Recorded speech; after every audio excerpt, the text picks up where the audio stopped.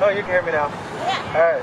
Okay, let me, I got my statement here pulled together, just some words that I want to start with. But before I begin, I want to say good afternoon and happy International Non-Binary Peoples Day. So I want to just throw that out there.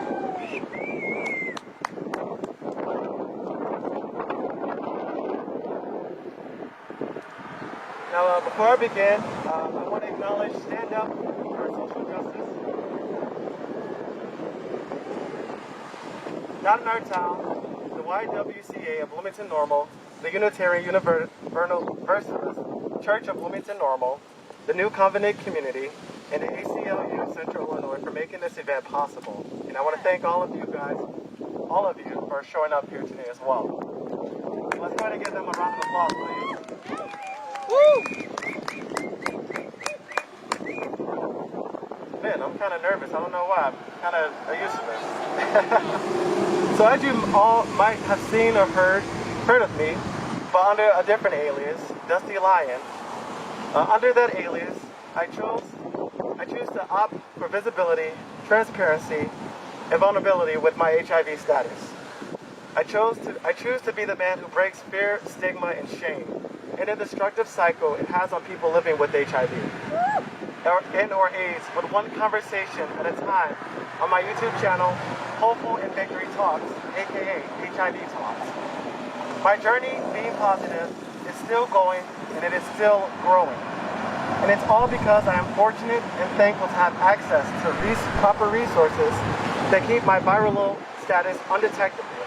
Thanks to the many people in this community who have touched my life directly and indirectly and believed in me, I no longer subject myself to ignorance or let my status be used as a tool against me. However, not everyone is fortunate to live in a community that is willing to bear the burden and stand with them in their truth. And in other situations, some communities lack resources, deny access to care, misinformation to its community, fear of disclosure, experience stigma perpetuated through laws and practices, and possibly losing their support system. I want to tell you a story about Scott Shottis, and a sergeant in the DC Army National Guard. Last year, I had a conversation with the council and HIV project director, Scott Shottis, from Land Legal of Chicago.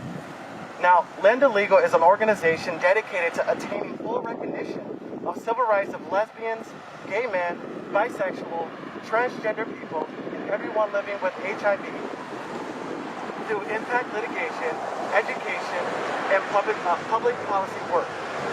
Now, I know you're probably thinking, okay, way to get off topic, but bear with me because this heat is nowhere close to the heat this tea I'm about to pour.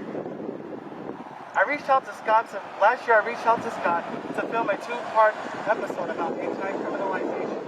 I learned from Scott about how some laws can infringe on human rights and keep folks from being as healthy as they can be, particularly folks living with HIV. I did some research prior and post-interview with Scott and learned about Harrison versus Mathis.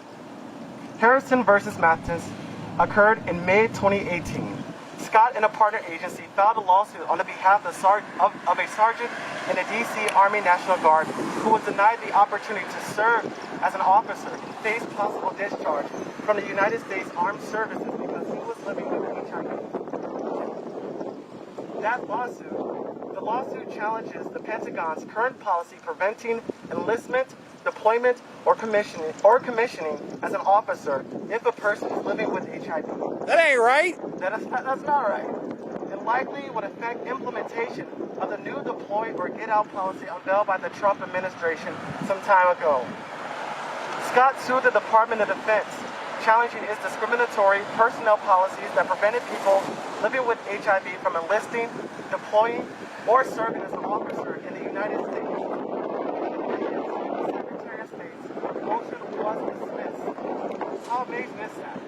It just took a little bit of time, a little bit of support, and a little bit of love to have this motion dismissed.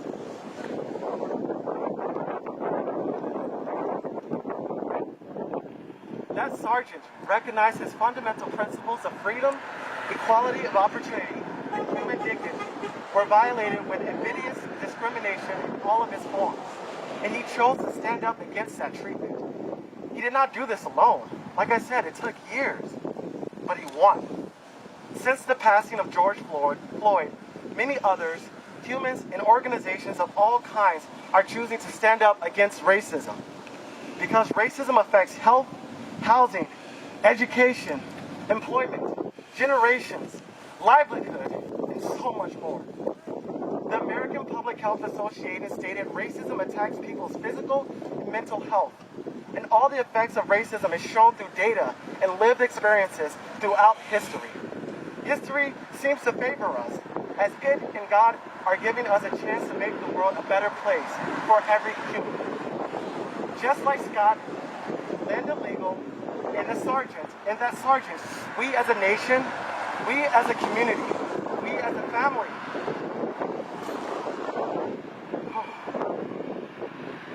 my breath here, sorry guys, must come together to dismantle racism in all of its forms, and in the systems that support and serve our community. Now is the time to act. I know this may seem like a lot and is extremely scary, but the first step is the hardest step. But remember, you're not alone. Start by doing your research in history, agencies, and folks with lived experience. The more we learn about what a system is, the more we will understand the truth. And ultimately, it will reveal if our leaders are enacting what we believe our community stands for. It is election day, and your vote matters. So, understand leaders' agendas, actionable items, and their willingness to collaborate with organizations that are built on inclusion and diversity for everyone. The next step is amplifying those organizations' efforts, amplifying folks' lived experience. They need your help.